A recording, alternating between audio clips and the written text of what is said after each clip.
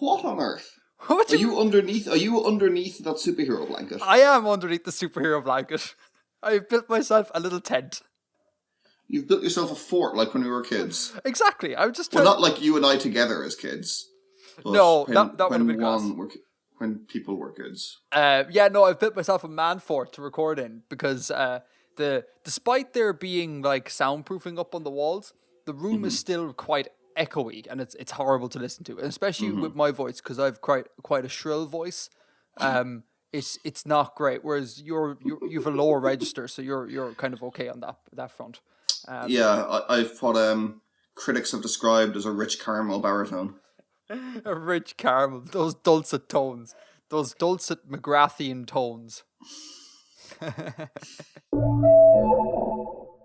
The Flag Institute on Twitter, the UK's national flag charity, is doing this cool thing at the moment where they're doing the World Cup of Flags.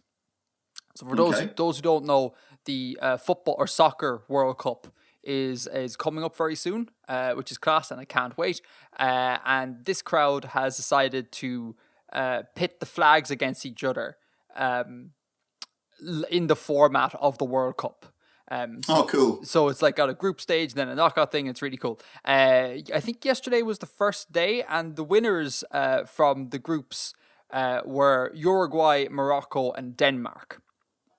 And the runners-up were Egypt, Portugal, and Australia. So today, as we're recording, this is the 5th of June.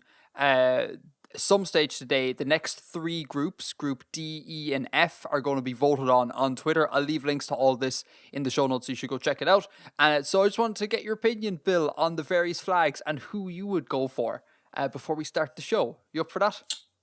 Yeah, sure. Right, so here in Group D, we have Argentina, Iceland, Nigeria, and this is one of those ones that I always get confused. Hold on.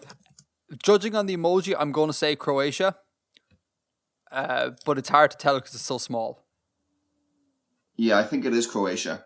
I confuse Croatia and Slovakia, I think. Yeah. They're similar colours, and they both have a seal on them. Heraldic seal, not a naval seal. No, wait, no, naval seal means like special forces, when I actually meant like a cute animal. A maritime seal? An animal seal? An aquatic seal? A fauna seal. Are they pinnipeds? I have no idea, man. I think they're pinnipeds. I'm not that involved. Yes, I'm not a pinniped. I'm into my octopodes, not my seals. Of those, that's quite a strong group, I think. Okay, so to recap, right? So Argentina, Croatia, Iceland, Nigeria, strong group. What do you think? This is tough. I think Iceland seems like the obvious one, just because the Nordic cross design is so classic. Mm-hmm. And it's so effective, and it's it's bold colours. It's a red cross with white borders on like a deep blue background. Mm-hmm. I have a bit of a fondness for the Nigerian flag, though. There's nothing wrong with being simple. It's nice. It's nice and straightforward and effective. And it's you're not going to confuse Nigeria with anywhere else. I can't think of any flag off the top of my head that looks like Nigeria. No, you could change it just very, very slightly to get the Irish flag. You could. Bill's voting system. How close is this flag to Ireland? Ergo, it wins. That's only one factor. I guess is it a different green? I'm not sure how they specified the green for the Irish flag, and I don't know what the and it's a 1-to-2 proportion. The Nigerian flag is, according to Wikipedia, properly it's a 1-to-2 proportion. Oh, like us. Like us. So. I'm going to go with Nigeria. Real-time follow-up here. The green in the Irish flag apparently has a hex value of 169B62 for Photoshop and GIMP nerds. I'm not entirely sure if that's accurate Wikipedia, because I don't think the Constitution states that the colour should be 169B62, but I'm sure it gets the job done. Is that in hex? That is in hex, yes. That is a hex triplet. Nigerian one is 008753. For the So green. yes, it is a very different the one. green starts with 0-0. Wow. Apparently. That's interesting. I was going to go with Iceland. You're making me want to go Nigeria. It's good reasoning. And when I said that Nigeria can't be confused for anyone else, I was like, oh, that's a really strong point. But I'm going to stick with my guns. I'm going to go Iceland. So I'm Team Iceland. You're Team Nigeria. We'll see who wins. What do you think about Group E? So we've got Brazil. Is that Thailand? I think that's Costa Rica. Really? I'm pretty sure it's Costa Rica. Flag nerds don't know what they're talking about. Oh, you know what? I think you're right. I think you're right. Oh, he is. He very much is. Thailand doesn't have the thing on it. What's the country that has like the temple on it then? Is that Cambodia? That's Cambodia. Is that in similar colours? Yes, but there's no white as far as I remember. Apart from like the temple is white, but oh, okay. I had conflated the two in my head. So it's Costa Rica, Switzerland, and that's Slovakia. Oh, I don't know about that. Oh no, hold on, wait. Serbia? No, it's another one. Hold on. Is it Serbia? Could be Serbia.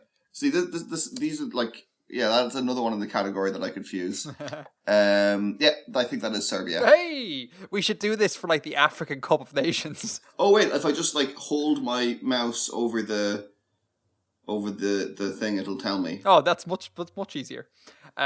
So I know, to be fair as well here, when we're figuring out which ones we like, we need to it's purely aesthetic, yeah. Yeah, okay, good. Because there'll be a couple times here where you're kind of like, I have a real fondness for X country. And you're like, I'll go with that. But we're just judging aesthetically. So aesthetically, out of this, Brazil, Costa Rica, Switzerland, or Serbia. What do you think? There's only one answer here, Bill. Hold on a second. So do you know the... What's he Googling? What? What's he Googling? Do you know the tennis player Roger Federer? I do. He was he gave an interview that I saw a couple of years ago.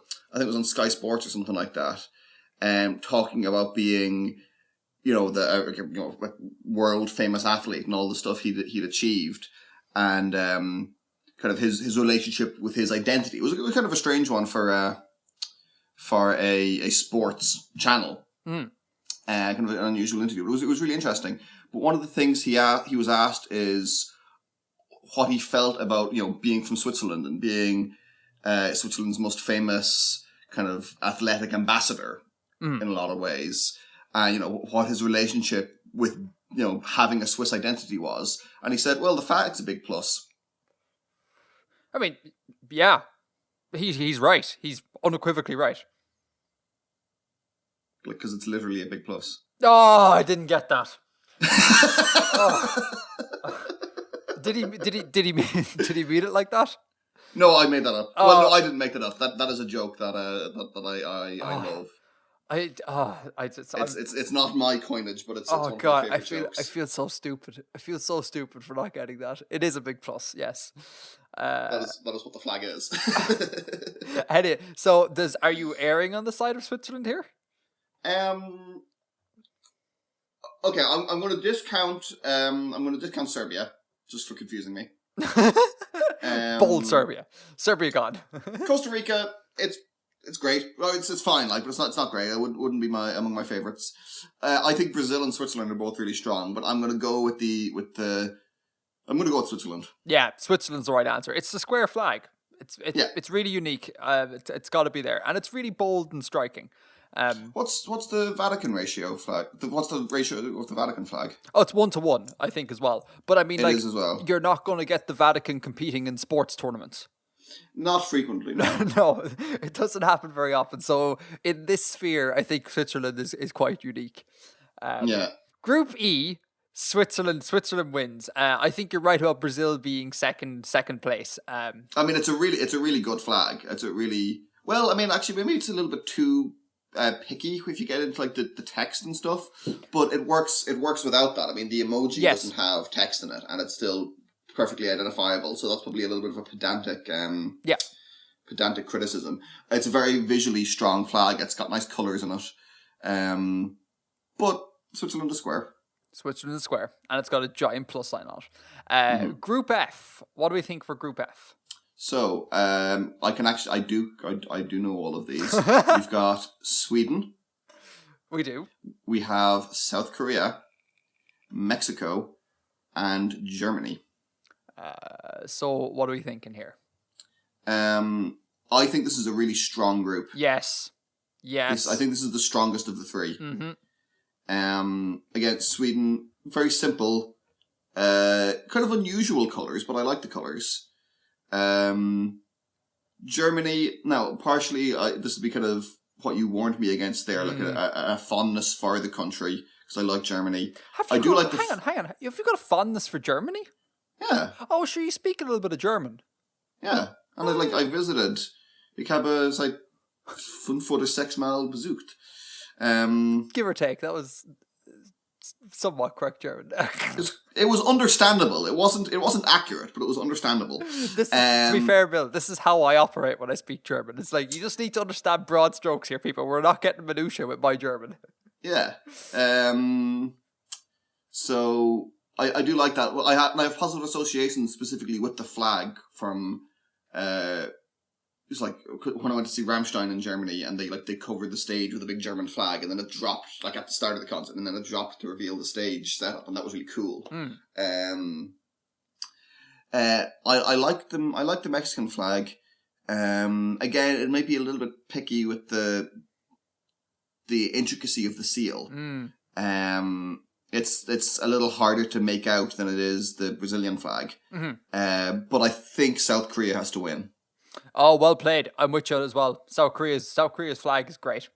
It's really, really, really great. I really love it. And that's trying to disassociate my feelings towards South Korea from having been there for a bit. I think, as a flag, I think it works really, really well. Second place for me would probably be Sweden in that one. Okay. Like, the German flag is good, but it's going to sound terrible. But it's very evil looking.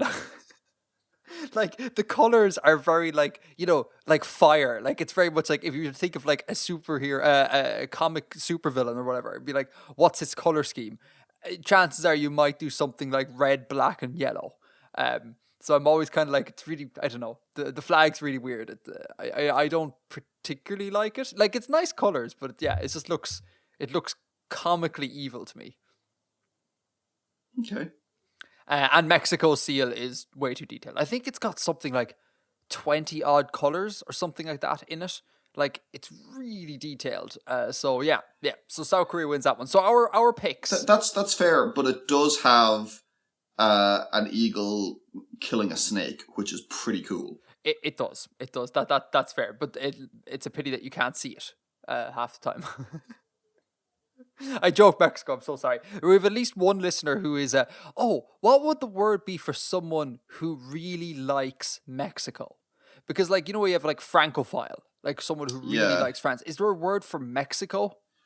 Oh, I don't know. I've been running into this problem recently an awful lot because, like, I really like the US, given that I do most of my business in the US and I spend most of my time talking to US people. It's Mexicophile. Mexicophile. That's a mouthful. I really want there to be a word to describe someone who likes the US, but there's also no word for that. Like, Americanophile, like, there's no Yankophile.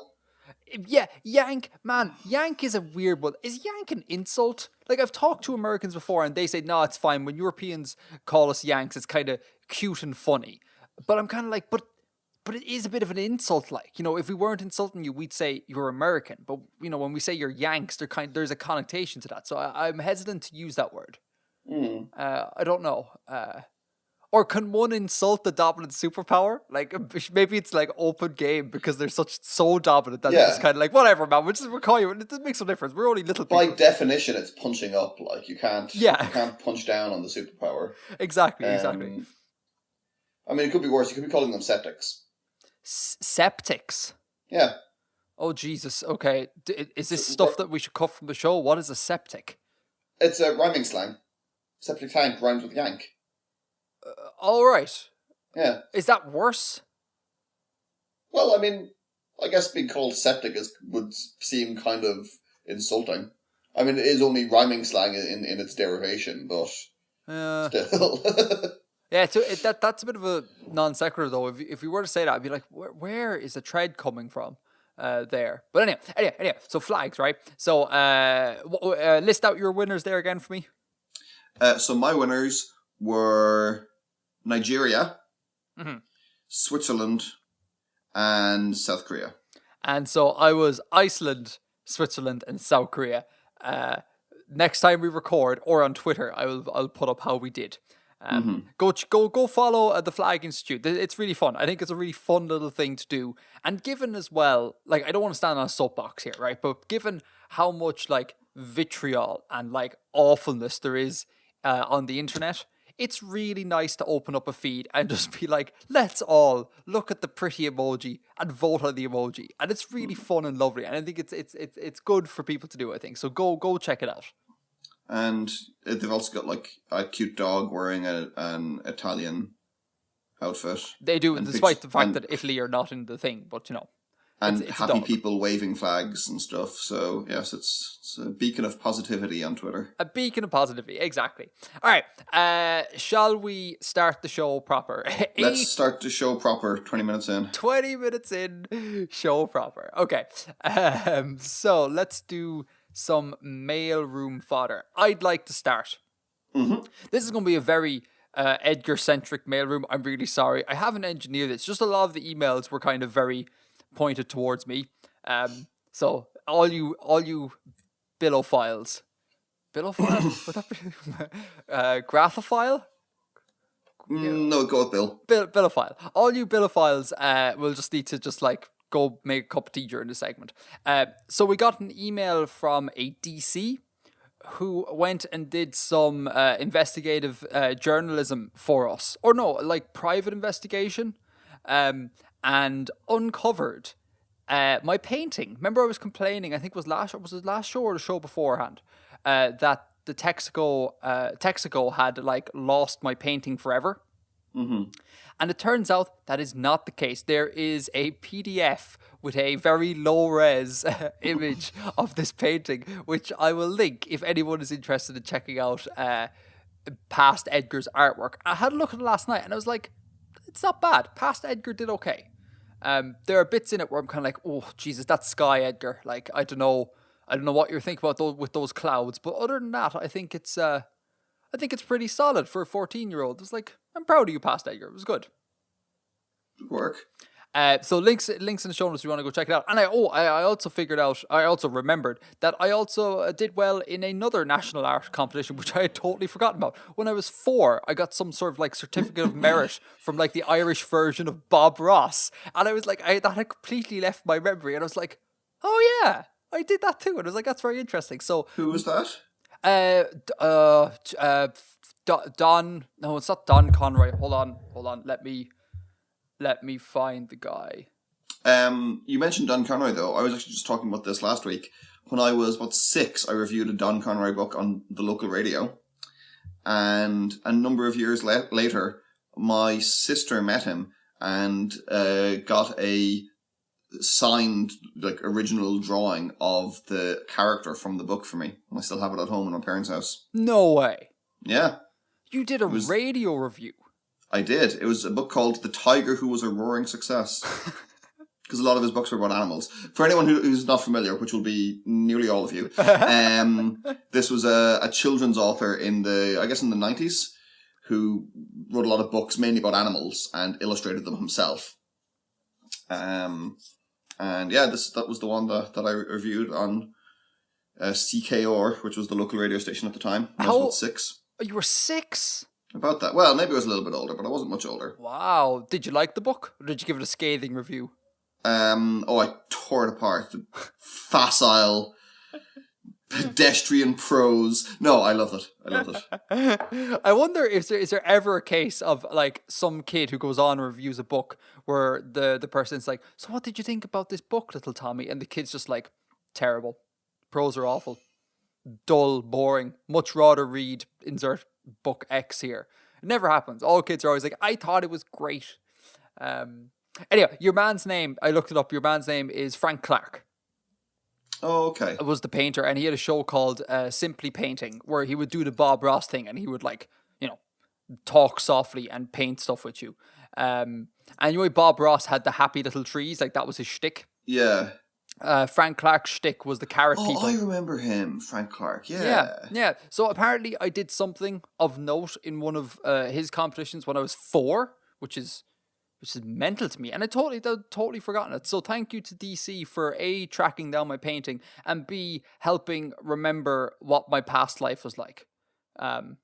Much appreciated. Yeah, cheers, DC. That was cool. All right.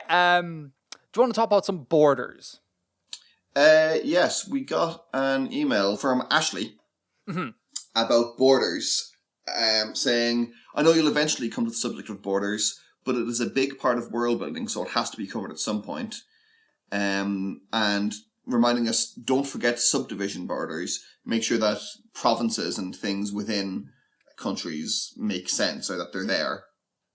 So, if we ever do get around to covering it, not to forget that. Now this is quite an interesting topic. I hadn't really put that much thought in my reply here to the subdivisions, but I guess the same things apply.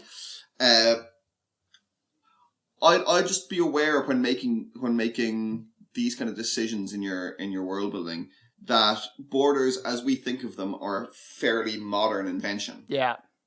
A very kind of, is it Westphalian invention. So after the Treaty of Westphalia, which I think was in the 1600s, kind of established a lot of modern ideas about national sovereignty. And before that, borders didn't really mean the same kind of thing.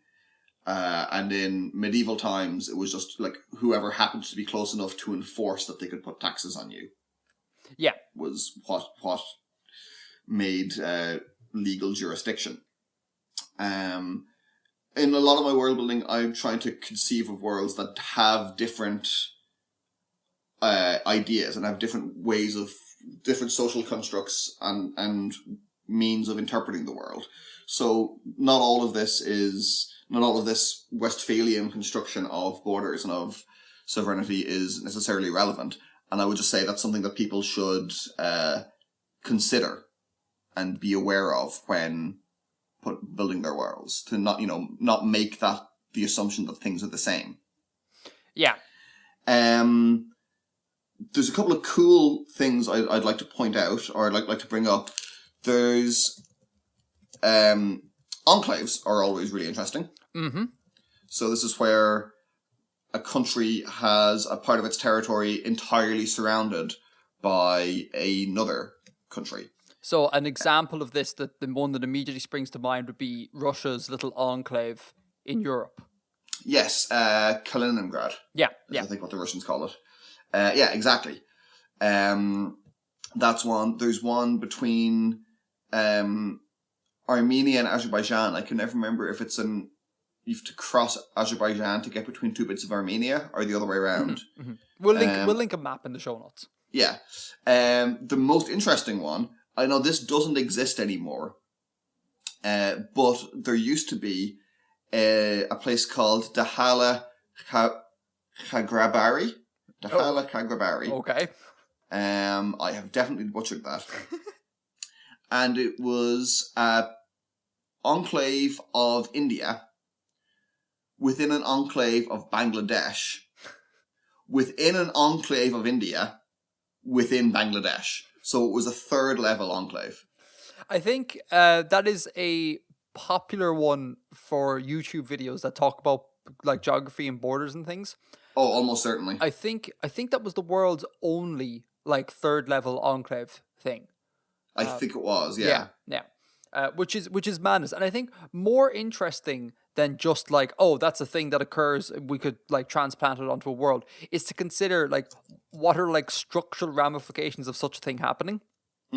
Like if someone is running like daylight savings time, uh, and then like you have to cross through all these enclaves, and the other country isn't, for example, like the concept of like continuously changing clocks as you go across a very small or potentially very small chunk of land is like an Yeah. interesting thing. Like aside from I think sometimes with borders people just tend to be like, oh, enclaves are a thing. I'm going to put an enclave here, and it's going to be super realistic. And like I think you need to think it through and be like, how does it actually like affect everyday life in those areas? Yeah. Absolutely.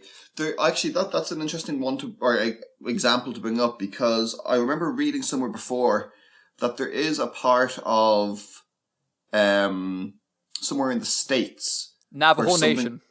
Yes, I think that's right. Yeah. And there's an enclave of another nation within the reservation, and one of the nations uses daylight savings and the other one doesn't, or something. Yeah, it's that's the thing I was thinking of when you initially brought this up. I don't know exactly how it works off the top of my head. I don't know what's doing what, but yes, that occurs there. We're totally on the same wavelength. It still occurs there, I think. Yeah, This isn't like in the example where it's gone. It still occurs there, which is madness. But yeah, borders. I think your point earlier was very good though, about like borders aren't omnipresent. They're not like a fundamental to society. I think that's really, really. They're just a thing that we do, and like all things that we do, we haven't always done it that way. Like I think, like even like in the literature, like Lord of the Rings, for example, I don't think our borders are a hard thing in like Lord of the Rings. I get the impression. You think so? Okay. I don't think so. Oh, you don't think so? Yeah, because I get the impression they're kind of like, we are now crossing into the lands of whatever. And I don't get the impression that there are any like borders per se. Like there's rough lines on a map, but it's not, it doesn't have the same sort of like enforcement that we assume today. Yeah. And like, there's probably a border between Rohan and Gondor, but that's like, bound by ancient treaties. It's not like that this is an intellectual construct of the world that is the same as the one we have. Exactly. This is the land of the Rohirrim, and this is the land of the Gondorman, and that's all there is to it. I recently watched, just sidetrack for a second. I'm really, really sorry. This is such a waffly episode already, but I recently rewatched all of the Lord of the Rings in their extended form.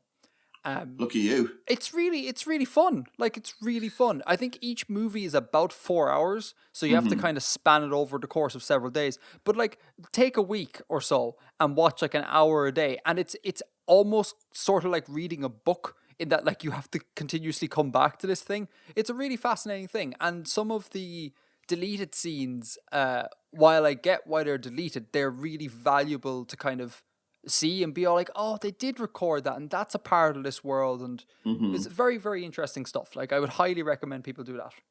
Cool. I don't think I've ever seen the three of them in their full glory. Yeah, and they don't drag as well. Like, maybe because I split them up into like an hour before bed each night, we'd watch a little bit. Maybe if we tried to like do all 4 hours in one go, we'd be like, Jesus Christ, make this end. But yeah, no, it was really great just like seeing all the lore and seeing all the extra bits, and it's really great. They're amazing movies. They really have, like, aside from the fact that the CG was a little bit too early, they really have stood the test of time. Like, they're just fantastic movies. Maybe I'll make that a summer project. Do, and let me know about it, definitely. As regards the internal borders thing, the only thing I'd say is don't make things too uniform. Like, I think, certainly when I started world building, I would try and make everything the same, so that, there was a strict hierarchy of every kind of division, that there would be, say there was a district within a region, within a province, within a state, and everything fell neatly into that. But I think it's more interesting when things are a bit messier. And if you look at kind of medieval Europe, when things overlapped and jurisdictions overlapped and there wasn't the same system applied evenly everywhere, I think that can be more interesting. Yeah. And even if that's not necessarily how you do it for the the contemporary version of your con world, make it a historical concern, and use that. Well, it used to be like this, and that can spice things up and add a little bit of complexity and a little bit of flavor. Yeah, definitely. This is probably a somewhat simplistic point, but I suppose one worth making. Geography plays a role here. Like, I think sometimes people shy away from straight borders, because borders need to be all like squiggly and things like that. But like, obviously, you don't need a big squiggly border over desert when no one's there. You can just draw a straight line. So the terrain and how dense population is around certain areas will inform the shape and size of borders. Yeah. And I think, because I think sometimes people just almost like they create little mini world maps within their continents. Do you know what I mean? As opposed to thinking through it a little bit more. A simplistic point, but I think an important point nonetheless. No, absolutely. Rivers and mountains and things will tend to cause natural borders. And always split those rivers. It's important. Always split rivers. So yeah, just like keep things like interesting and don't make it too uniform. And even in modern times, we were talking about the states there and how there was the Navajo Nation.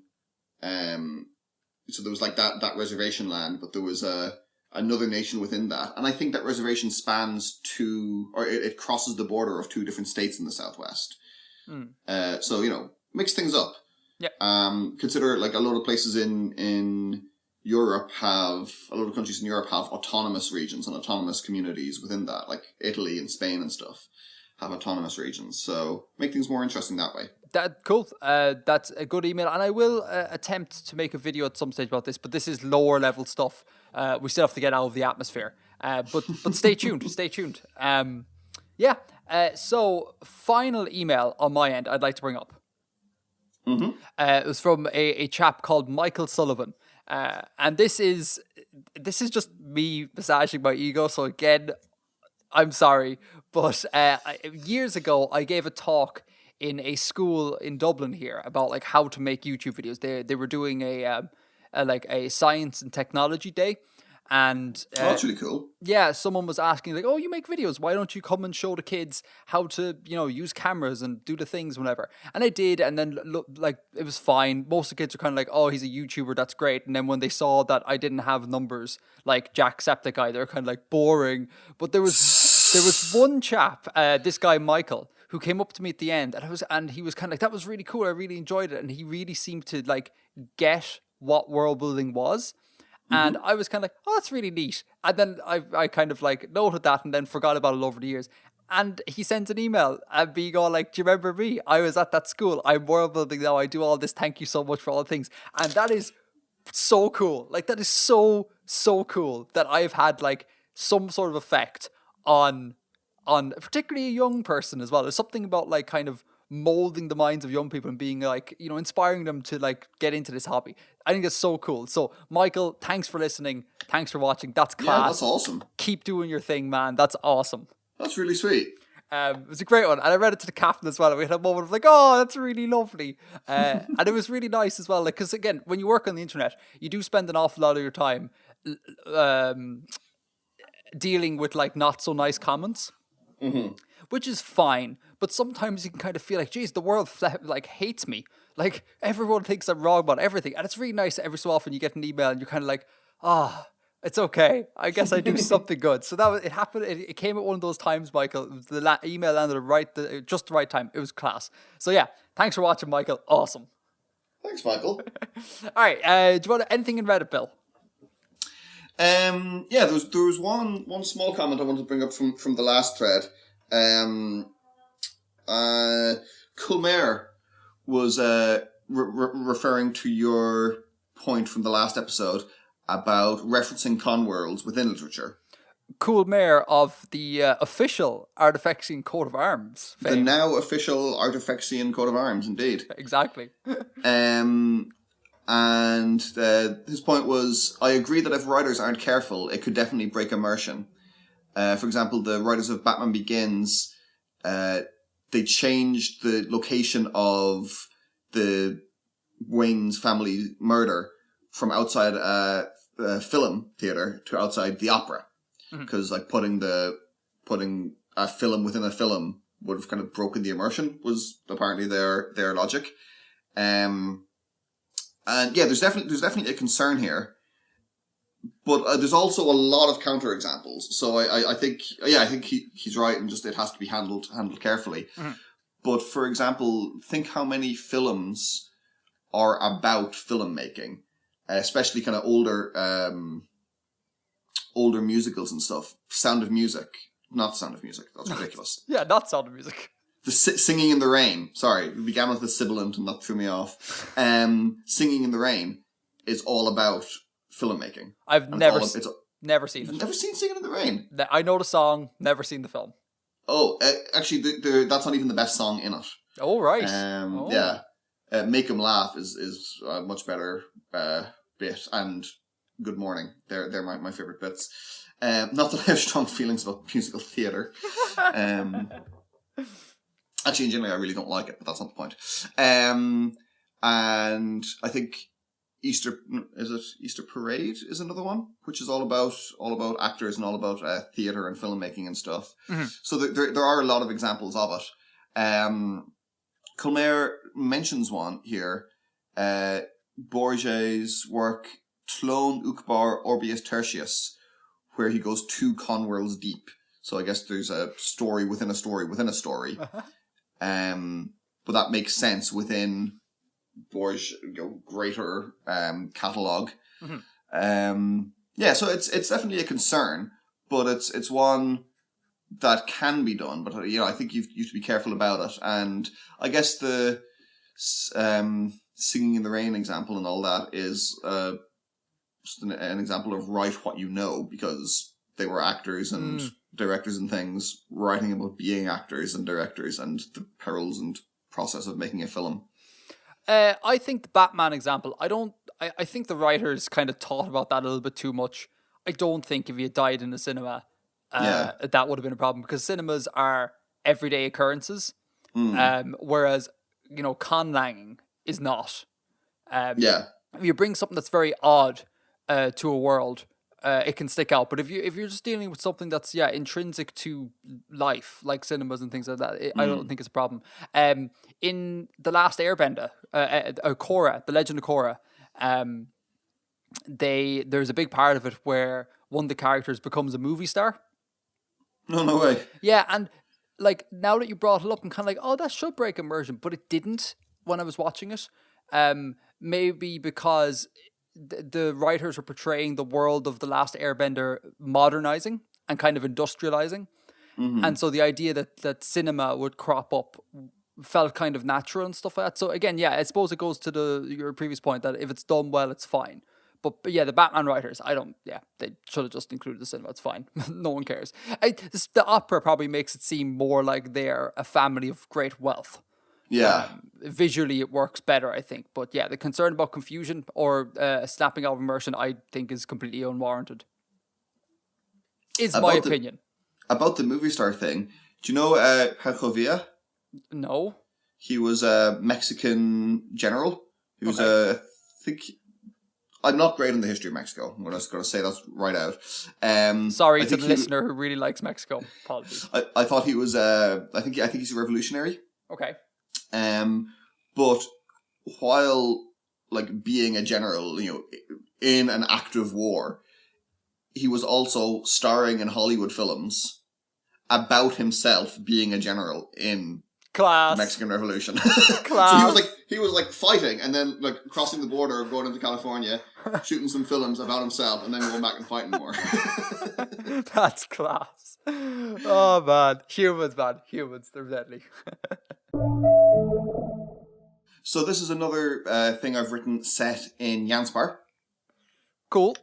And it refers to a character I don't think I've brought up on air or in anything I've published before.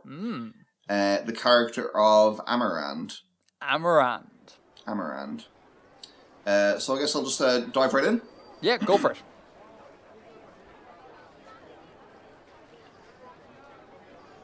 Come forth, ye, and hear the tale of Amarand, sailor, warrior, lover, adventurer, Who among ye has not heard the name? Why, in his centuries on Janspar, Amarand's name has been spoken in every corner of civilization.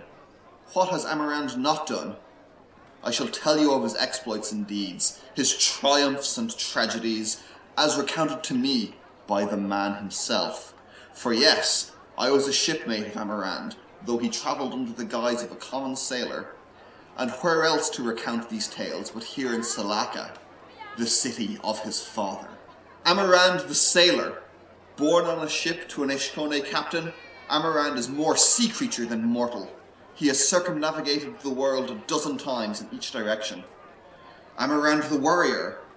Amarand has shed blood on every land and upon every sea of Janspar, in wars and in duels, serving now as an officer, now as a lowly foot soldier, now as a dashing mercenary, and then as a follower. Amarand the pirate. Breaking all taboos of his native people, Amarand preyed on the trade of the oceans. The noble sailor became a raider, the most fearsome corsair of the southern seas, and led a fleet of brigands like none other ever seen. Amarand the king, in distant Glaare, Amarand reigned over a land of peace and freedom, a pirate nation of daring and romance. Amarand the lover. The passions of Amarand are almost greater than a mortal can know. The story of Amarand is one of stealing into forts to free his love from chains, of embraces with angels and monsters, of romances that span centuries and continents. Amarand the explorer. From the icy mountains deep within Kuathona, to the jungles of Ftzili and the plains of Arecho, there's no land where Amarand's foot has yet to tread. He sailed to the peak itself, yes, my friends, and he told me his path. Conversations with gods, battles with wizards, and adventure! These tales I will tell you, dear listeners, and I will tell you in the Rothstein Theatre, where the noble patrons of this fine establishment have allowed me to share my tale. Every night after close of market, I can be found in the lesser gallery, and for but a small entrance fee, the tale of my old shipmate, that unique and extraordinary person, can be heard.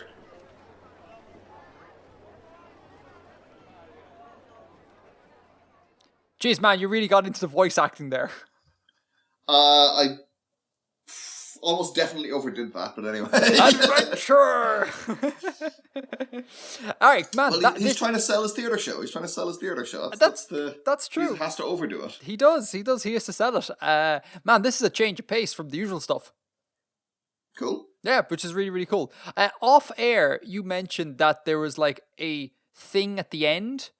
Was it? Did you say subtle dig or something? Like a kind of a twist sort of at the end, which is that this is just an ad. It's just a guy promoting his show. Like it's not. I hadn't intended that to be obvious at the start. It was meant to be like, here's a guy actually telling you a story, but no, he's just trying to get you to the theater where he can tell a story there. Oh, you see, I took it after you'd mentioned that there's something at the end, because I didn't see the ad thing as being like a revelation. It's kind of like, oh, that's cool. He's an ad guy, or he's selling a show. I thought the sort of subtle thing was the line where the noble patrons have allowed me to speak of it. I was kind of like, is this propaganda? Is this some sort of like they've allowed me, as in like the rich people are all kind of like, we need to tell this tale of, this nationalistic figure or whatever. That's what I thought. And also this is kind of like goes in contrary to the previous point, but the idea that he's speaking in the lesser gallery, maybe an idea that maybe perhaps this Amarand character isn't actually all that well known, and like isn't liable to pull in a whole bunch of crowds.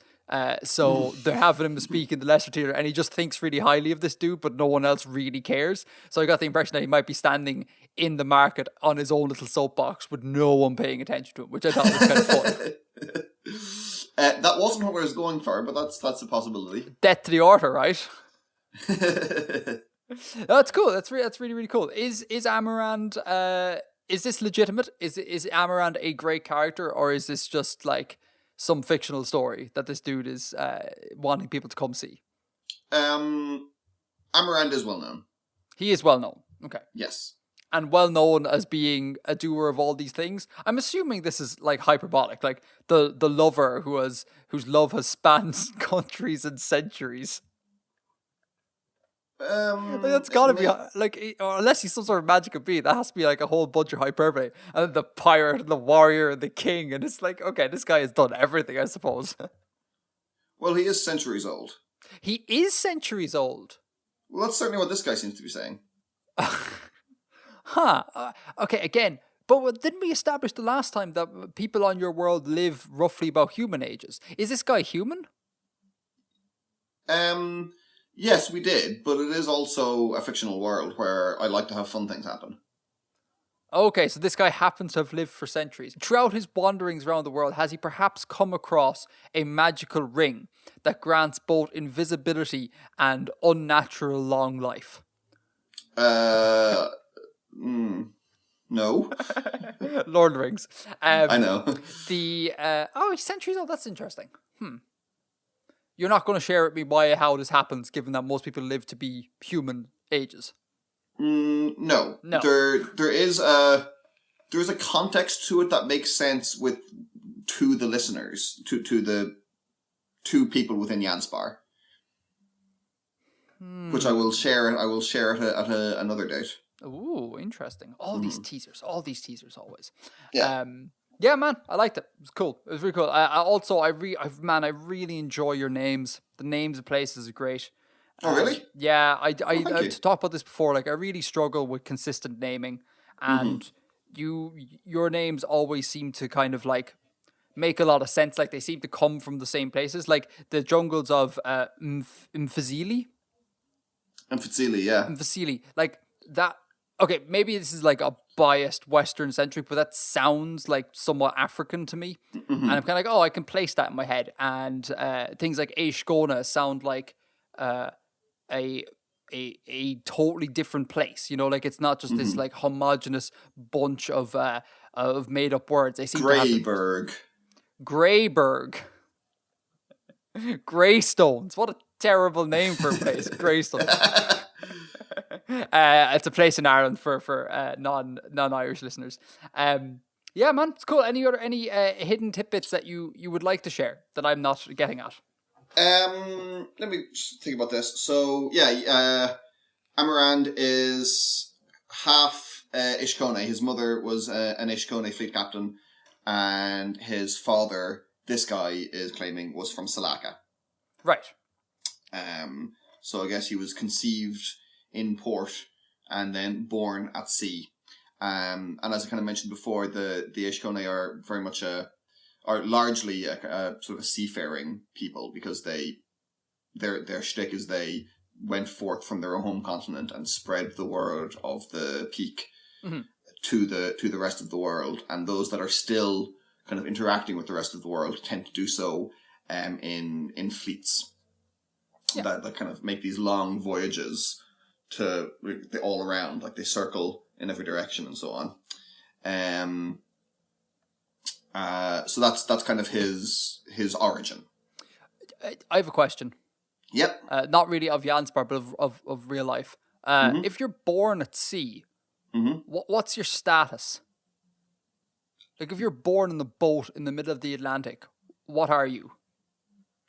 Like, nationality-wise? Yeah. Like, what's your legal status? Like, legally, what does it mean to be born on, like, a boat or a plane?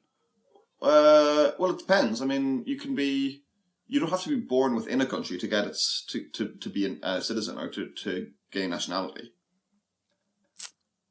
Like, if you're born to Irish parents, you're Irish. That's fair. Yes, that makes sense, yeah.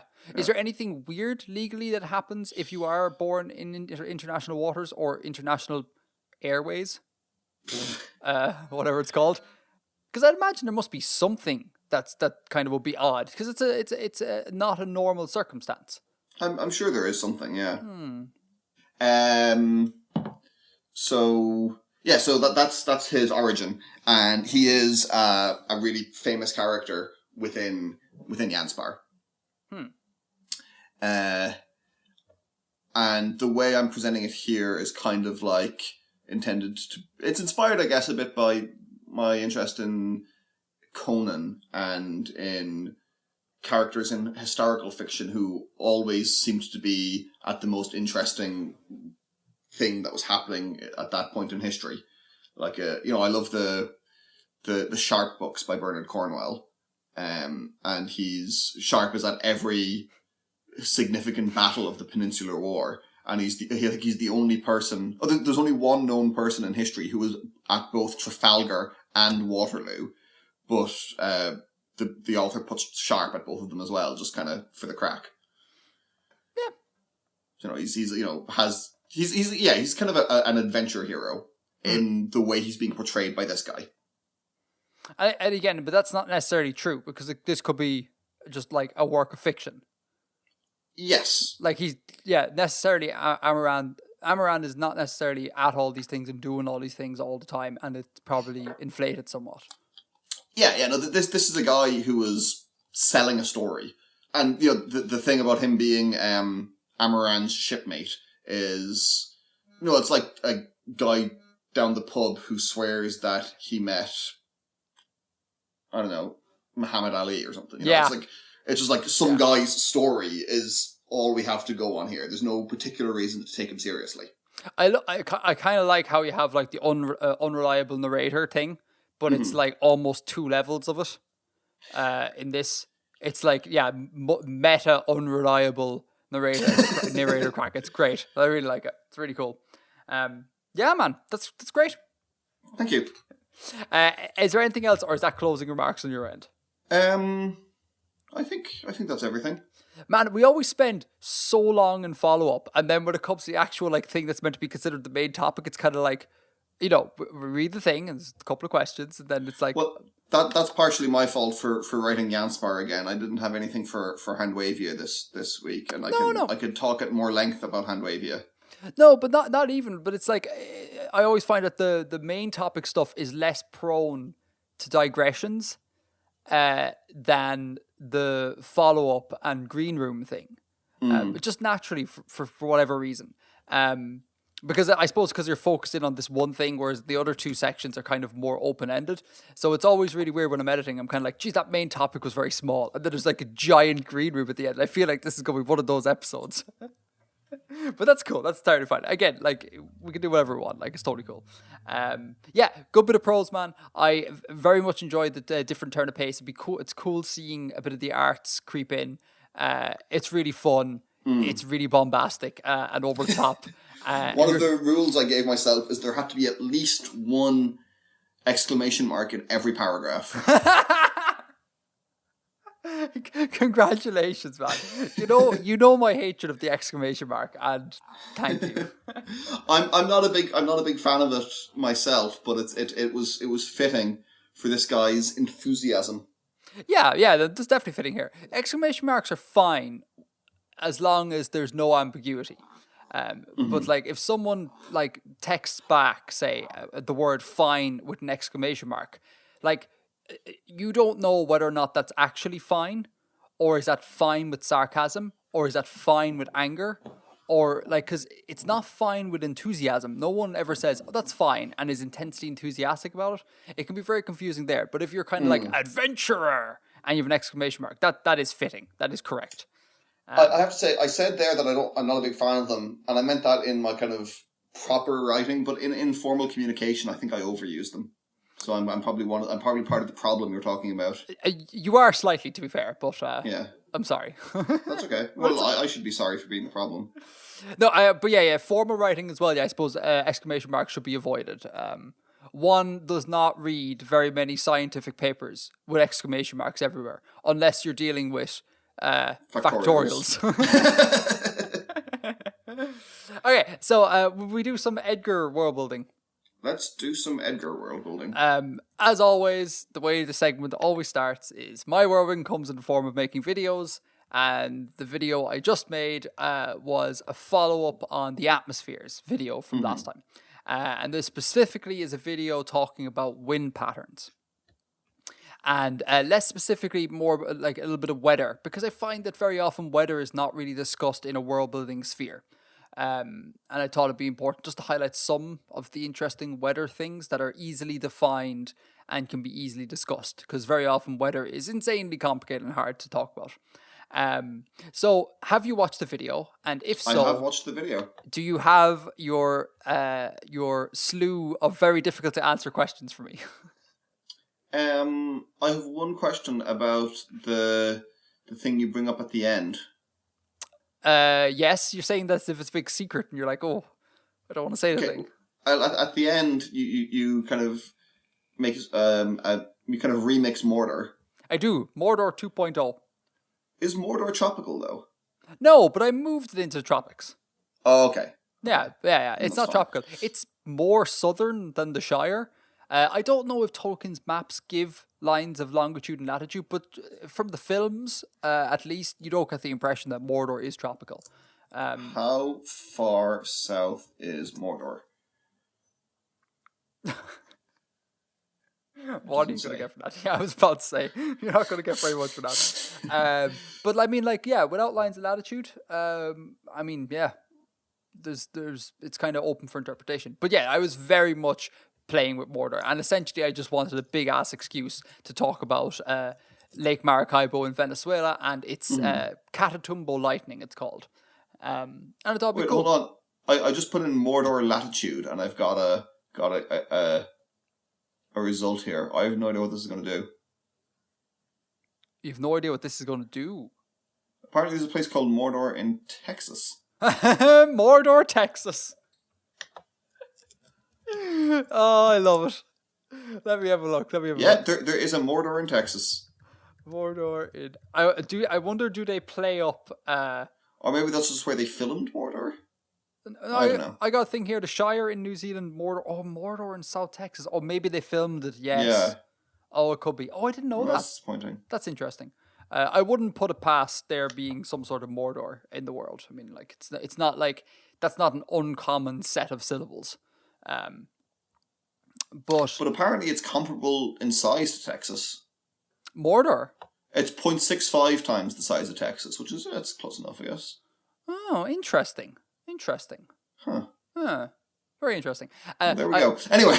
I also thought that it would be nice to bring up Mordor, because I think Mordor gets an awful lot of stick for having terrible mountain ranges that make no sense. Mm-hmm. Mainly because they look so square, and they're just drawn very square, but you could chalk that down to stylization on part of the map maker. Yeah, historical maps often look like that. Exactly, yeah. But I think it's also, it was worth noting as well that, like, Venezuela is essentially, or Lake Maracaibo is essentially Mordor-esque in being encased in mountains, and you can kind of be like, oh, I can see how the plate tectonics play out to give that. So I wanted to kind of, like, subtly talk about the fact that Mordor is okay. Don't give it such a hard time. It's fine. We should give Tolkien's prose more of a hard time than anything else. So is that your only question? Jesus, I thought you'd have something like, can you explain to me the exact fluid dynamics that go into describing things? I'm like, no. Well, can you? No. Okay. Fluid dynamics is awful. I hate fluid dynamics. It's so opaque, and you're like, oh god. As an outsider, you're like, I don't know what's going on. I have no concept what's going on. But anyhow, things I would. Why do you lose all of your northward momentum? Why does the wind lose its northward momentum with the Coriolis effect? Why doesn't it just kind of keep going slightly north? Why does it eventually go totally east and then turn south again? Because, okay, the turning south thing is that it cools and sinks. Like, that's a property of air. So, the going to the east is like, if you impart a lot of, like, latitudinal force, I'm going to use bad words here, so I'm really sorry, on the thing, eventually it's going to overpower the northward thing, the northward momentum, and it'll functionally be going to the east. Right. That doesn't make sense to me that it would have zero northward anymore. Do you need zero in order for it to just kind of like trigger the sort of like going back to around? Yes. Well, I mean, because it's not going further north anymore, so that's zero. If it wasn't zero, it would still be going north to some small degree. Yes, but is that small degree so small that it doesn't matter, that like and other complications of the atmosphere will override that? Do you know what I mean? Like, like you obviously don't need to be functionally zero, because you don't need to be absolutely zero, because I mean it's not how it plays out. I don't know. I don't know. I have no idea. All the explanations I've read and heard have been that it like Coriolis force deflects it to the right in the northern hemisphere, and then at about 30 degrees, it's going such to the right that it's not hitting the poles and it's dropped down. Okay. But yeah, again, I don't know. I don't know. Unfortunately, I'm sorry. I'm not a scientist. Now, two things I'd like to bring up, just one as a clarification thing and one as a talking point. One very astute commenter whose name I can't remember because it was in the YouTube comments and there's a lot of them, was like, the model you give for tidally locked planets, the wind patterns you give, is that also dependent on rotation? And the answer is yes. And I think people very often forget that tidally locked planets rotate. Like, they think they don't rotate, but they do rotate. That's what tidal lock is. Like, it's a rotation rate that matches the year. So if it rotates counterclockwise, you'll have these eastward strong winds as per the video, and if it rotates clockwise, it'll reverse in direction. Yeah, that's important to point out. Makes sense. And it's something I probably should have dropped in there, but I forgot. So apologies, internet. Be aware of that. Would it even make sense to have a planet that doesn't rotate? Oh, that would be if its day was the same as its year, I guess. So, yeah, that would be the only way I could think of that it would be. Do we have? Oh no, is that tidally locking? Hold on, let me think about this for a second. That is tidally locking. Yeah. Right. So, do we have? We don't have I mean, I can imagine how this works. Just let me think about it for a second, how to explain it. I want to draw this out here. You're going to our timer bill. Happy little planets. Happy little planet. Right, so I've drawn an orbit here. Right, so the sun is in the center. Right. And I've drawn a planet at the bottom. Right. Okay. In 6 o'clock position. In the 6 o'clock position, right? So it's facing, let's say up towards the top of the page is north, right? I know that's not actually anything to do with magnetic north, but just to orient yourself on the page. Yes. And so the northernmost point of the planet is pointing towards the sun. Now, if we bring that around to the 9 o'clock position and keep the northernmost point of the planet that was originally pointing north, still pointing north, and then at 12 o'clock, still pointing north, so it's now in total nighttime. And then around at 3 o'clock, if it's still pointing north, then it's just breaking dawn there. Yeah, I'm imagining that you would. So that's like, yeah, its day is the same as its year. Yeah, it's its day is the same as a year. Yeah, and that is different from tidally locked planets in that there is no real day-night cycle. There is a day-night cycle in the non-rotating, in quotes, Earth. It's the same as year. Yeah. Although this doesn't actually have a day by a certain definition because it isn't rotating. Right, yeah. You get really tricky with the definitions there. But, it's a perceived day, but it's not actually a rotational day or a sidereal day or whatever. But hang on now. Wait. Is it not rotating though? Because would you not need to rotate it to some degree to get it at those 4 points lined up? Oh no. No. Yeah. Hold on, I'll send you a photograph of this. No. I got it. I'm trying to think now. That doesn't occur. Thanks, Bill. I'm assuming that doesn't occur in real life. Like, things have angular momentum. Yeah, like, almost certainly not. Yeah. Might be an interesting thing to explore in a fictional setting, like what the hell that would work out as. Yeah. Interesting. I hadn't thought of that. That's interesting. Are you sending me that picture? I am, yeah. You can throw it in the show notes. Wonderful artwork. Is this on Actually, Skype? In Messenger. Crop the top of it there where there's a bit of text. Secret files that we don't want to put in the show notes. That's a stunning picture. I didn't take Junior Cert Art for nothing. Links in the show notes. So anyway, that was the point about tidally locked planets. The talking point I'd like to bring up with you is guns, germs, and steel. Yes. This is well trodden territory for podcasts, particularly those who listen to Hello Internet, but let's try and tackle this in sort of a world building sort of sense.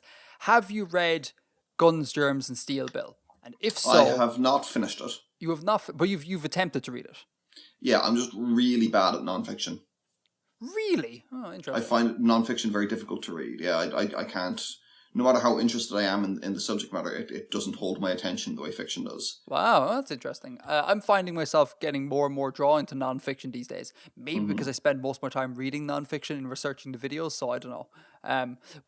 Yeah, so what do you think of Guns, Germs, and Steel as a out of the world building sphere, just as a work of historical theory? I recognise the flaws in it. Okay. I understand that it's got flaws and stuff, but a lot of the flaws that I've read in it seem like specific things that he could have done better, and they don't, to me, refute the basic thesis. Right. Okay. They don't refute the essential central point of it. Are you on board? Oh, for those who haven't read the book, and you should read the book. It's quite easy to digest. It's written in a very pop science sort of manner. Like it's not heavy duty going. The TLDR of the book is that Jared Diamond, the writer, sets out to basically answer the question: why did history play out the way it did? Mm-hmm. Why did Western civilizations come to dominate the world? Why wasn't there like a Australian empire, a great Australian empire throughout history? And spoilers, he essentially argues that it's environmental determinism that made it such that Western civilization flourished more. That being like, climate, availability of crops, availability of domestic animals, all the right components were in Eurasia and were lacking to some extent in different areas of the world. That's the essential thesis. So do you agree with the thesis of it? I mean, it makes sense to me. Mm-hmm. I'm not a historian or environment an ecologist or anything, but it's a compelling and seems like a pretty believable. Pardon me. Pardon you. Yeah, it makes a lot of sense. And I like that it's in how he has constructed and how he conceives of it. It's an explicitly non-racist explanation, right, for why things played out the way they were. It's not Europeans did better because Europeans are the best. It was the Europeans did better because they got lucky, because they happened to be where things were best equipped for that to happen. Interesting. I think you've inadvertently hit on why I think Guns, Germs, and Steel is great world building fodder, but I don't think it's great historical. It is a great historical work.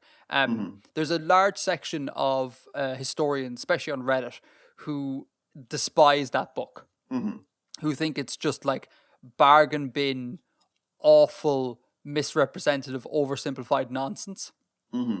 And I'm not a historian, so everything I say is taken with a grain of salt. But I think the problem with Guns, Germs, and Steel is that he doubles down too much on one explanation. He's like, environmental determinism is the thing that caused this, and that's it.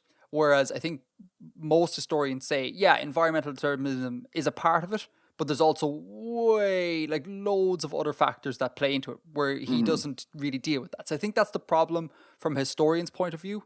If you are a historian and that's wrong, please contact me and tell me why I'm wrong about that.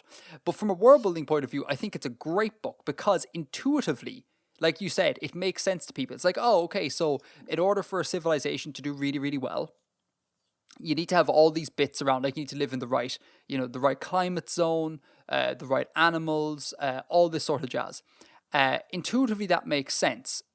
So if one applies it and like analyzes it and works with it in a fictional sense, I think it can be really useful. Even if it's a flawed bit of actual history, I think as a world building thing, it's really useful. Yeah. Because it is so intuitive and most people can kind of grasp that, be like, oh yeah, that makes sense. You apply that to a world and then immediately people are like, that makes sense. That's like Earth. That's like that Jared Diamond thing I wrote. If you don't have horses and iron, you can't like have a big cavalry army to conquer your neighbor. Yeah, exactly. Or rather, if you don't have domesticatable horse-like creatures. Yeah. I mean, like camels would work. But yeah, so because I got a few comments being like, "Be careful with the guns, Germ, steel thing," and I'm like, "Yeah, I'm totally with you. Guns, Germ, steel. I think you explicitly said that on your thing. That I you were did. being careful with it. I did. Yeah. So I suppose just to make it absolutely clear, I think it's not the best bit of historical work. It's oversimplified. But as such, I think it's actually a great bit of world building work. And I think what's particularly cool is like analyzing it in a fictional setting, like assume it to be utterly true and see where the consequences take you in a story, or do the opposite, assume it to be utterly false and see where the consequences take you in a story. I think that could be really interesting. So yeah, that is what I would like to what I was going to say about that. Any questions? No. Someone did send us an email mentioning it. We're not in email, man. No, but it's relevant. Or maybe someone said it on the Reddit for your most recent video because you mentioned Guns, Germs, and Steel. We brought this up before. The World Bank, I think it was, or the Dream Bank World thing. The world building website where the guy made a lot of different versions of Earth and stuff. Oh yes, I remember this. Yeah. Yes. Sorry, here it is. It's on our sub actually. Lukewarm Soda linked to it. Geradia, which it's on World Dream Bank. We talked about this website before. And he takes the guy behind this takes that as a starting point. What you said about the zonal regions, the zonal land masses, he finds what the largest possible or the broadest possible zonal landmass we could make on Earth by just altering the tilt and altering the orientation. Oh, what would that be? Well, you can look at this website and find out. You essentially get the equator runs from, let me figure this. So that's Antarctica in the east, and it runs up along through Patagonia, up the Andes, through kind of the Caribbean and Florida, up through Canada, down through Siberia and China and Southeast Asia. Oh. That's the way the equator lies. So you've basically got the entire Eurasian American landmass as a temperate zone. Wow. What is currently the Pacific Rim is like a straight-ish line at around kind of between the equator and 30 degrees south. Yeah. Interesting. Yeah, see, that's a good sort of like usage of guns, germs, and steel. I think take those concepts and work with them in fiction. Yeah, I like that. It's cool. Links in the show notes for everyone. So yeah, can I finish up with one last thing? I have a world building challenge I'd like to put out there. Sure. To compete with Bill's world building challenge, who we're still receiving emails about that, which I think is madness. Like that was like that was like in our first episode. Was it the very first? No, that was the knitting challenge. Oh, okay. But it was one of the first ones, and like we've been doing this for years now, and we're still getting it's crazy. So anyway, to compete with Bill, I mentioned in the previous show, I think it was the previous show, about like cooperative sports, and like what would a sport look like if it wasn't based on some sort of warfare analog, and like I thought more about this after recording this. Like that's a really interesting idea, and I was coming up with nothing. So I want to put it out there. World building challenge. Can you send me cooperative sports? Particularly, I'm looking for cooperative physical sports, like that would involve kicking something around or whatever. Like I'm not really looking for cooperative sports in the sense of like some sort of board game or like some sort of dart-like thing. Something that we would immediately think of as being like Darts is football. physical. Darts is not physical. Sorry, Darts is physical. You have to physically throw a thing into a thing. But okay, chess is physical. You have to physically pick up pieces and put things down. I mean, no, because that's not the core skill of it. You got marked on how accurately you move the pieces. Oh, okay, that's fair. But I don't know. I would define physical as being like, does one have to train for this? And I know you're going to say now, for but darts. Edgar, you have to train for you train for darts to like train senses, but you don't need to train muscles per se. Like you do. Man, I can hit a dartboard without having ever played darts before. My accuracy may not be very good, but that's a sensory sort of thing. I don't need to spend loads of time in the gym to try and build up stamina and muscle to be able to try and. Is archery a sport? Is archery a sport? Well, archery is a sport. Yes, is archery a physical sport? I would say. Okay, it's you're making a distinction between physical sport and sport rather than it not being physical at all. Yeah. It's no. I'm not saying that dart isn't a sport. Dart's not like dart is a sport like that. I think dart is a sport, but dart's not a physical sport. And again, with regards to this challenge, I see the distinction you're making. I'm not sure physical is the word I would use, but I think I see the distinction you're making. Maybe I need a better word. Okay, we're going to go with physical for now. We can mull it up. We can mull it out in the subreddit. But yeah, so I would like people to send me examples of cooperative physical sports that are not competitive and not like person A or team A needs to beat team B or person B. Yeah, let me know what you got, internet. I'd be very intrigued to hear. For sure. Bill, Eurovision. The Eurovision. For those who don't know, the Eurovision is a Europe-wide song contest. Every country sends in a contestant to sing an original song. There's a whole like semi-final stage of the thing. They get through the final, they all sing together, and then they win, and it's great, and it's wonderful, and it's super colorful. It's great. I was watching it last month. It was on last month, and a thought occurred. The voting system that is used to determine the winner. Do you know what that is? And is this a voting system that could be applied to fictional worlds? What the voting system is, I do know this. So there's a public vote. There's a public vote. Each country has a public vote where people phone in for the act they liked the most. Mm-hmm. And the top, is it 10 countries as voted for in each country? Like you can't vote for yourself, of course.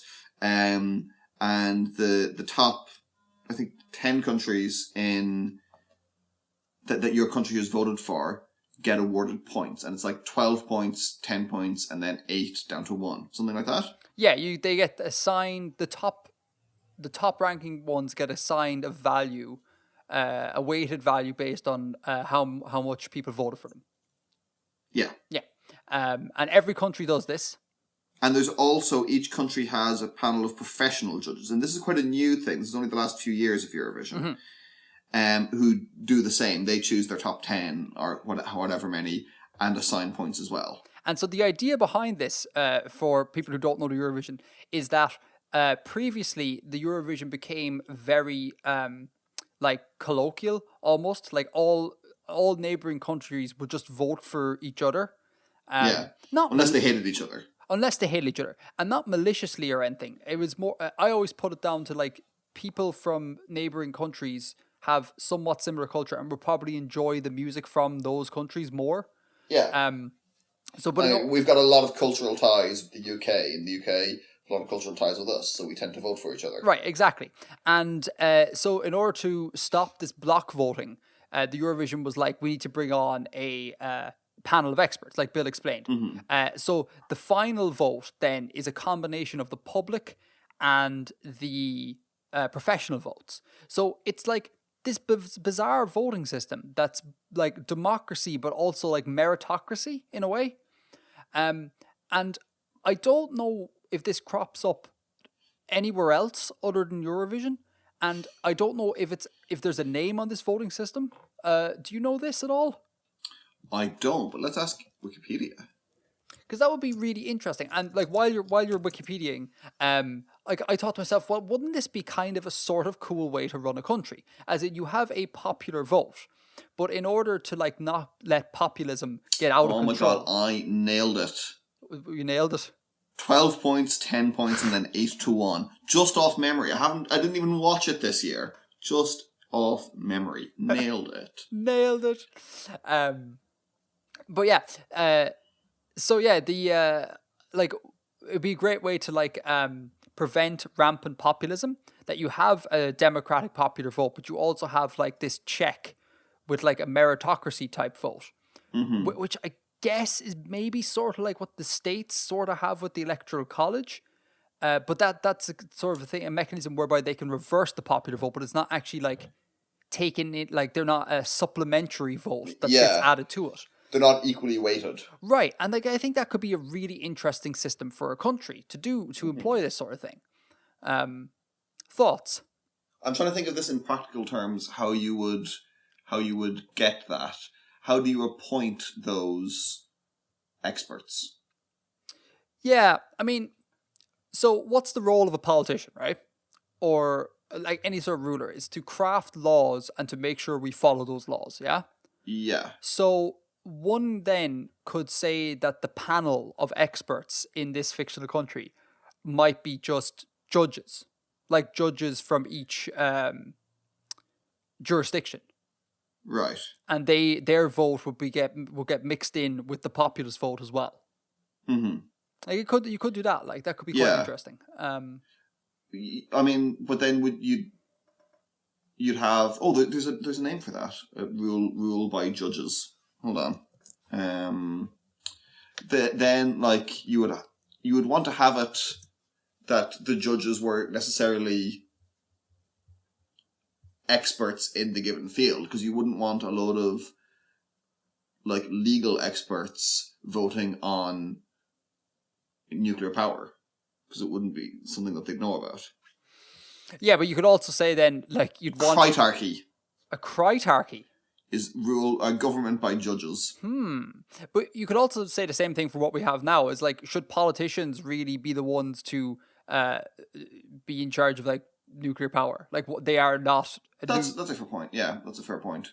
And I guess at the moment they do have advisors and stuff, and presumably this would be the same. Mm-hmm.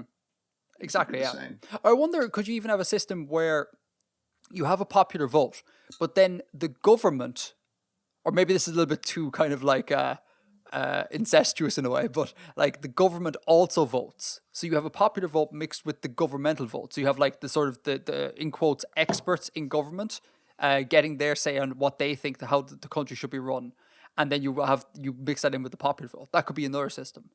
But when do we use that? Like, does that mean that every issue becomes a popular vote? No, but in determining the next government. Like, for elections, basically. Like, I'm not... So, as in, like the popular vote decides who the government is, and then the government vote on whether the laws get passed? No. The popular vote... That's what we have. Right, no. I know. The popular vote and the governmental vote decide what the government is. So the government just keep voting themselves in? Well, yeah, okay, yeah, fair. That is entirely fair. But then replace the government with judges. So the popular vote and the judges vote on what the next government will be. That damages there should be separation between the judiciary and the legislature.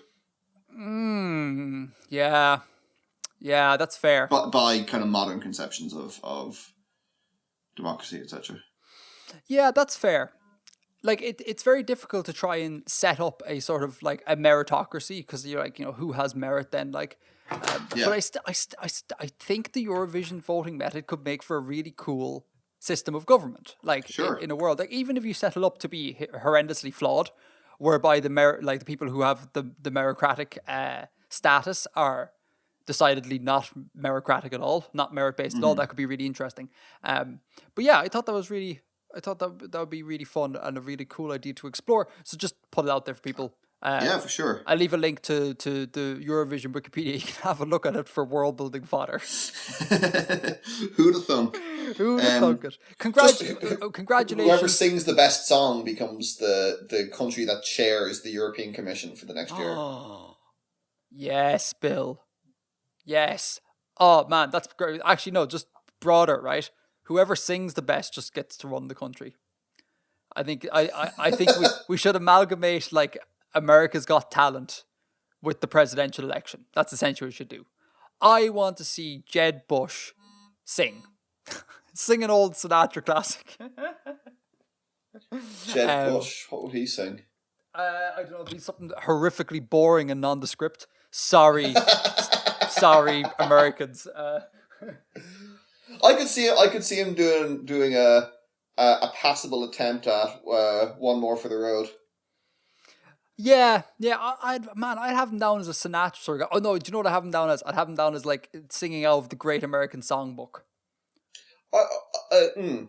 If I had to specify a genre, I would have said like kind of fairly safe country music from a couple of decades ago. Yeah, that's not far off. Oh, what do you think Obama would sing? Oh, actually, we've heard him sing lots when he was in office. Did he sing? Yeah. They had this one gathering at the White House where they had a blues band on, and he got up and sang "Sweet Home Chicago." He did like a chorus. So I'm imagining he would sing kind of like smooth blues. Well, he is Chicagoan, isn't he? He is. Yeah. And yeah. So blues would make sense. Yeah, and we heard him sing "Amazing Grace" as well. He was given a speech and he broke into "Amazing Grace." Was it not to celebrate someone's death, but like to mourn the passing of someone or people? I can't remember. What do you think Trump would sing? That's a really difficult one, man. I think. Like, does Trump listen to music? I wouldn't. Not a guaranteed yes. I don't think. No, not a guaranteed yes. Like that. Like Thatcher had absolutely no interest in music whatsoever. She like didn't believe in culture or arts at all. Or her favorite band was it's something like really like dreadfully bad. Let me Google. It was like, I would imagine. How Much Is the Doggy in the Window was Margaret Thatcher's favorite song, apparently. No, like the nursery rhyme. Well, like it's like a novelty song, yeah. Wow, that's mad. I reckon Theresa May would be of a similar ilk. I can't imagine her being all like, Wiz Khalifa. I reckon she'd like say something that she thought was cool, but would like just have completely misaimed it. Yeah, definitely. Yeah. Whereas Corbyn, and like I actually think this is it got to kind of cringy levels, but it was funny at first. Was named as like a legitimate roadman by was it by Skepta or someone? Well, hang on, man. There's so much here that I don't understand. What is a roadman and what is Skepta? Okay, so Skepta's a grime MC. Oh, okay, all right, okay. And a roadman is like it's like a term used in grime, for like a cool guy or like a good MC or something like that.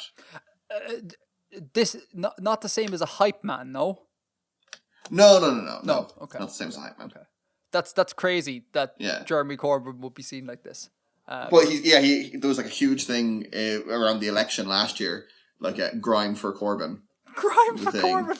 Yeah, and what's actually I'm gonna have to figure this out. Skepta, what was Skepta's collective called?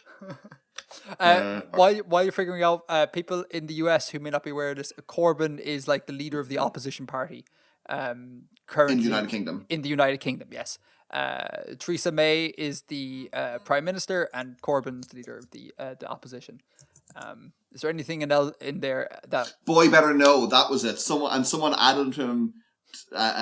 Boy Better Know is a grime collective, and someone added him to the roster of members on Wikipedia. That was it. And they added like Labour Manifesto 2017 to the list of Boy Better Know releases. That is spectacular. It was really, really funny. I love that so much. That is amazing. Anyway, so that is Eurovision voting system.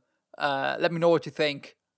I think it's pretty cool. Shall we move on to some Star Wars spoilers? Let's move on to some astral conflict spoilers. Solitude, an astral conflict's tale. Mm-hmm. To take the McGrathian, what's called nomenclature. We've established many shows ago that the Green Room contains spoilers, but just to reiterate, there will be spoilers here. If you have not seen Solo, a Star Wars story, you may need to stop here. We will not talk about anything else after this, so you're totally cool just cutting off here and moving along. But for those who have and would like to hear our opinion on this, we're going to talk relatively briefly about Solo. Mm-hmm. So, do you want to... What did you think? Not much. Not much. It was kind of nothing. I didn't really think, even like watching it, I wasn't even feeling anything or thinking much. It was just like, this is a experience I am currently undergoing. I have somewhat the same feelings as you having seen it, except I would lean more to the side of like, it was fun. Like, it was fun meh. Like, it was a fun, whatever, 2 hours in the cinema, but I'm not like, wow, that was a great movie. Mm-hmm. There was bits in it that... Is there anything in it that you particularly disliked? Because I have one thing in it that I very much disliked, and was like, I cannot believe that they did that. What the hell? I thought the whole thing in the Maelstrom was awful. The whole thing in the Maelstrom was awful? Like, the bit when they were... After they escaped from the place where they stole all the fuel and they were bringing it to be refined, and they went into like the uncharted bit, the uncharted area of space, and they were chased by the monster, and I just thought it was terrible. It was really visually ugly. Yeah. It was difficult. It was difficult to look at. It didn't, like, I had no sense of scale or of anything that was happening. It didn't make any sense, either narratively or visually, or kind of even within the context of... I know science is a very, very loose concept in Star Wars at the best of times, so this was just all over the place, I thought. Yeah, you could have taken that bit out and it would have been fine. Like, they could have presented a lot more dangers or other dangers other than all that. Like, you didn't need a maelstrom or a giant space whale thing. And it's like the whole thing about the Kessel Run. They did the Kessel Run in however many parsecs, and that was like a big iconic thing in like, oh, I wonder what that is sort of deal in the background of Star Wars, and it just came out really flat and ugly. Yeah, I don't know if that was lifted directly from old expanded universe, because I knew that there were stories about like explaining the Kessel Run.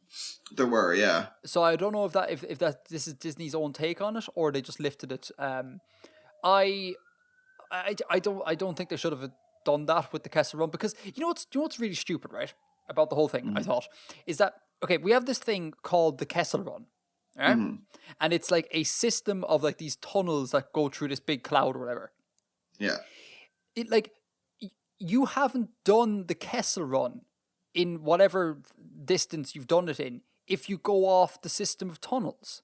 You know? That's like saying like I ran the 800 meters in 50 meters because I cut across the thing. It's like, well, no, you didn't do the 800 meters. Because I hopped the fence. Right, exactly. It's like the Kessel Run is this like a trail or whatever, right? And like that's doing the Kessel Run. Going off somewhere else is not doing the Kessel Run. So it's kind of like, that's a bit pointless. Like, so I think they should have just left it be ambiguous, and only real nerds would be all like, parsec is a unit of distance, not a unit of time. No one would really care. That's fine, you know. Like I that was real immersion break. It was kind of like, you haven't done anything here. You've went off course. Great, that's wonderful, you know. Mm-hmm.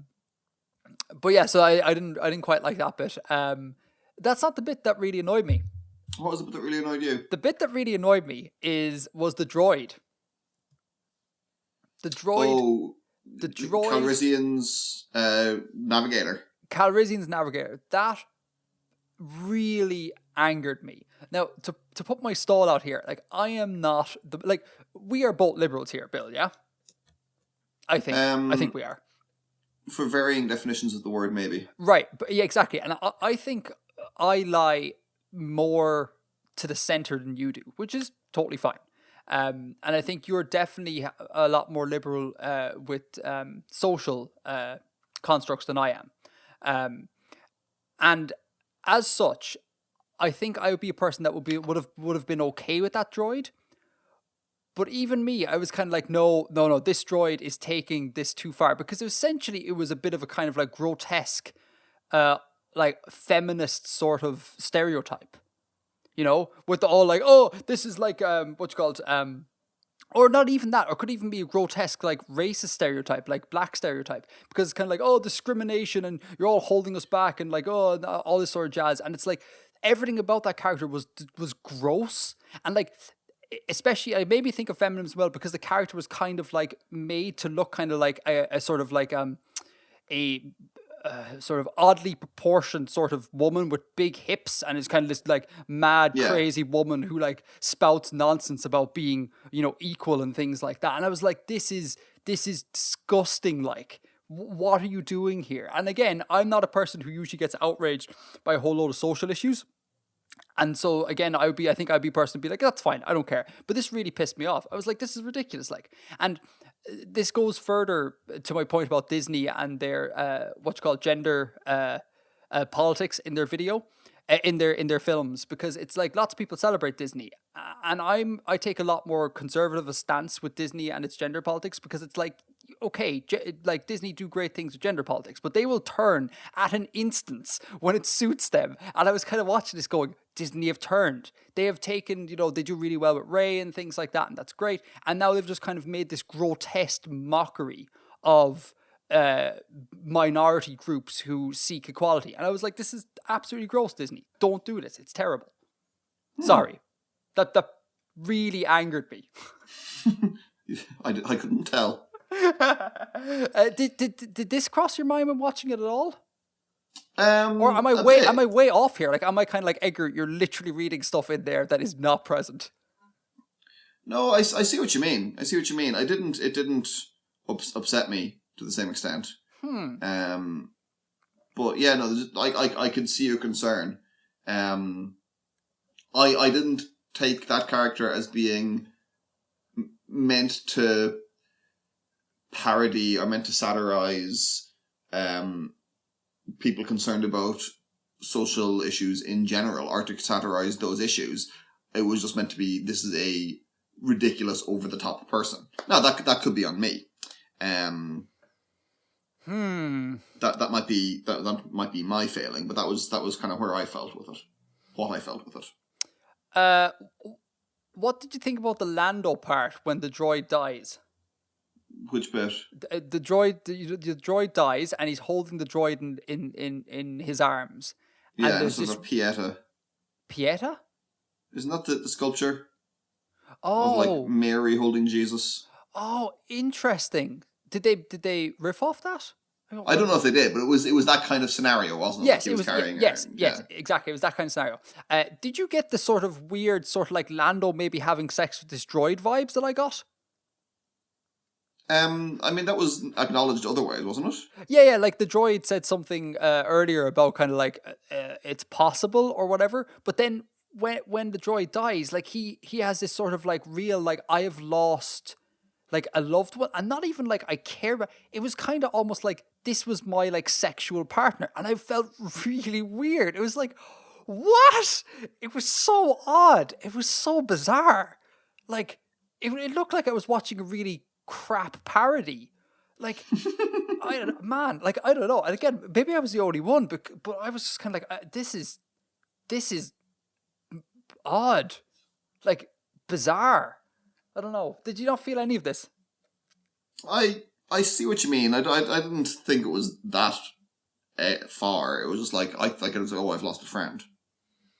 Oh man, I don't know. Maybe we're rewatching it then. I was not hit with this was a friend. I was hit with this was a love interest. And like I did a bit of research after it. I literally googled was Lando his robot.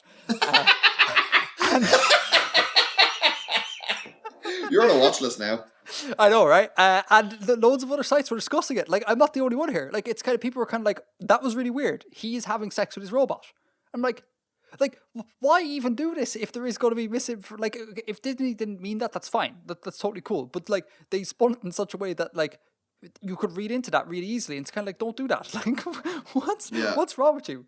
Oh. In summary, it was fine apart from the weird the robot basically ruined the whole thing. Like, but take aside the robot, and it's like it's cool. I really liked at the end. I liked all the double crossing, and it got almost kind of like comically over the top, where it's kind of like I double crossed you, and no, but I double crossed you, and I double crossed you, and it was kind of like it was a bit of fun. Like it was grand. This is not a movie that people will be referencing and talking about for many years to come. It was a whole bunch of meh, in my opinion. What I didn't like, now that I think about it, was it implies at the end that he wins the Millennium Falcon back from Lando, and then he goes straight to Tatooine and straight into A New Hope, right? Yeah. So that means that like Han Solo's backstory is actually tiny. Yeah, Han Solo's backstory is 3 hours prior to the beginning of the events of New Hope. Yeah. Yeah. They didn't do a very expansive thing. Well, man, to be fair, they covered it from childhood in a way, you know. Oh no, he wasn't a kid. No, he wasn't a kid. Sorry, at the start he was not a kid. He was a. Yeah. Okay. Well, then, like his thing with the Millennium Falcon, it's like, oh, he's just done one thing in the Falcon. I like to think of him as kind of a bit older and a bit more hardened and a bit right. Yeah. He's been around a bit more. Yeah, that is fair. I think it detracts from his character a little bit. That is entirely fair. Yeah. Man, to be fair though, because we have kind of grown up, and people older than us more so, again, have grown up building this imaginary backstory for these characters that we loved. It's always going to detract. Like, it's never going to live up to what we have in our minds. Like, in our minds, like, Han Solo is like the coolest space mercenary dude, space rogue, space scoundrel that we have ever known, and anything that's portrayed is just going to be, oh, that's lesser than what I was thinking in my head. That such is the nature of these things. Edgar, have you watched? I may have brought this up before. Have you watched The Thick of It? You brought this up before, and I have not watched The Thick of It. What's the relevance here? Because there's a scene in The Thick of It where the main character is trying to describe Star Wars, but he doesn't know what the film's called, and he doesn't actually know anything about Star Wars. And I initially saw this, and I didn't know what he was talking about. I didn't know what he was like getting to. I didn't know he was trying to explain Star Wars, and it's unfortunately I've kind of given it away if anyone does ever watch it. But it's absolutely hysterical. Like, I cried with laughter when I saw it. But we've linked this before. I remember it now. We've linked it before. I'll link it again. It's fabulous. It's fabulous. Final point on my end. I'll throw it over to you in a second. The another thing I had a problem with. Well, not a problem. It was kind of like that was a weird choice on the part of the writers. Is the getting his name, how he's called Han Solo. He was at like customs. I was like, "What's your name, Han?" And then he was like, "I was like Han what?" He's like, "Whatever. I have no family," or whatever he said. And then he was like, "Okay, I named." Who are your people? What? The recruiter asks him, "Who are your people?" Right, exactly. And he's like, "I have no people," or whatever. And then the recruiter's kind of like, "Oh, I named thee Han Solo," and he just stuck with it. Like, man, that's a bit weird. Like, I like that. Did you? Yeah. Oh, like I felt like there didn't need to be a bit of lore put in there. He's just called Han Solo because he's Han Solo. It's fine, like, like I don't know. I just thought that was a bit. It makes a bit more sense that he's a recruiter who has an official position like that than just being someone at customs. Yeah, but the whole thing I'm arguing doesn't make any sense. Just don't even have that thing. Just be like, he goes up to be recruited. He's like, "What's your name?" And he goes, "Han Solo." and then that's fine. Like, what an unnecessary bit of lore. And it like doesn't really add anything to him. Like, does it? Maybe it makes him more mysterious. We don't really know what his second name is. I don't know, but it's not. I was kind of like, that's a bit weird, in my opinion. Anyway, any final thoughts on your end? Paul Bettany's brilliant. I don't know who that is. The guy who was the baddie, the crime lord. Oh man, was he in A Knight's Tale? I think he was. I've never seen A Knight's Tale, but I think he was. A Knight's Tale, like I'm not even joking here, is one of the greatest movies ever made.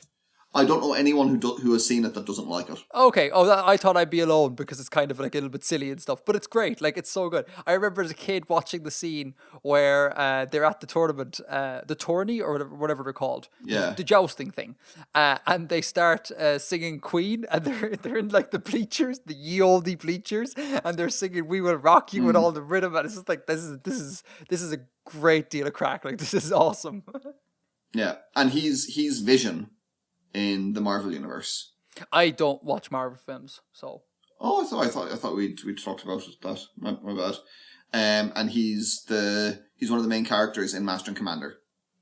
Yes, this is why Bill likes him. Largely, yes. We've hit on the point. point. He plays the best character in the books, who like isn't that great a character in the film. They don't really do much in the film. Man, he strikes me as a very versatile actor. Like in The Knight's Tale, he goes from being kind of like sniveling sort of poet sort of thing, and it goes through quite a journey in A Knight's Tale. And in this one, he's like this badass crime lord. He seems a very versatile actor. It's very good. He's in the A Beautiful Mind. I haven't seen that, but it's meant to be good. He's in A Beautiful Mind. Wait, whoa, he's apparently so. A, he's in A Beautiful Mind, and B, you haven't seen A Beautiful Mind? No, never. Man, you gotta watch. Beautiful Mind is great. Yeah? It's so good. It's up there with like Good Will Hunting as a sort of... I always put those two together as being these similar-esque films that are really great. Like, really great films. I do love a Good Will Hunting. Good Will Hunting is very good. It's very, very good. It's very quotable as well. So I enjoy a quotable film. That's Star Wars for me. Meh. Some bits were annoying. Overall, it's kind of like that's grand. I have actually... Sorry. Last thing. I have changed my tone with regards to Star Wars. Okay. I have been too serious about Star Wars in the past, like getting really angry at The Force Awakens for being derivative nonsense, getting really angry at The Last Jedi because it was nonsensical the whole way through, and all this sort of jazz. And I think I'm missing the point, right? And I think the point is that we're all meant to go to the cinema and just watch the space conflicts. That's it. Just doesn't matter if they're good or bad. These are not like, this is not Schindler's List, right? And I should hold them to a lesser standard than Schindler's List. It should just be, was I moderately entertained for these 2 hours? That should be the standard. And as such, I've looked back on the other ones and kind of been like, Force Awakens, fine. I was entertained. It's cool. I don't need to get upset about whether or not I think it's derivative. The Last Jedi, it's grand, like it's like there's problems with it, but overall, like it's not boring. Like, is it boring? No. Fine. Okay, Star Wars. Same thing with Solo. But I gotta stop thinking about these as being kind of like deep, like artistic films. They're not. They're blockbusters that are designed to just thrill and make you feel all happy when you hear the Star Wars music, and that's the standard by which I'm going to be holding them from now on. That's fair. Yeah. So all Star Wars entertainment should be entertaining. Yeah, just that, and that is. And I don't think that means that you can't criticize it, but there's a different mode of criticism. Right? Yeah. Exactly. Like, I'm still going to complain about Star Wars, but I'm not going to get bent out of shape over it. It's not that big a deal. It's just they're fun popcorn style films. That's grand. Yeah. So anyhow, there you go. That was the last thing. Have you got anything to add, or shall we call it a day just before the 2 hour mark? Let's call it a day there. Cool. All right. Bill, thanks for talking to me as always. Thanks to the listeners for listening. I haven't given a shout out to listeners. I haven't given a shout out to the Patreons in a long time. So shout out to the Patreons. Thank you for supporting the show. You guys rule. You guys rule.